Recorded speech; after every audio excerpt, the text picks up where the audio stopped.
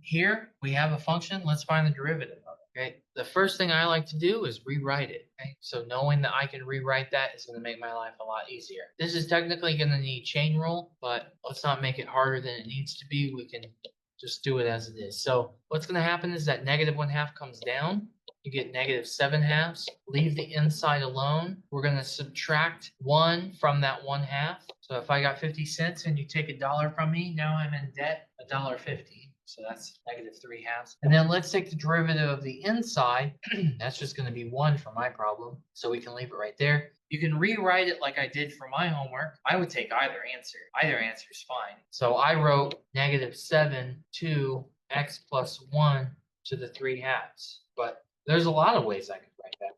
I could also write it this way. That's another way I could write it. So that's 3 ways I can think off the top of my head to write it, and they all mean the same thing. Okay, but that's how I think you should take the derivative of it.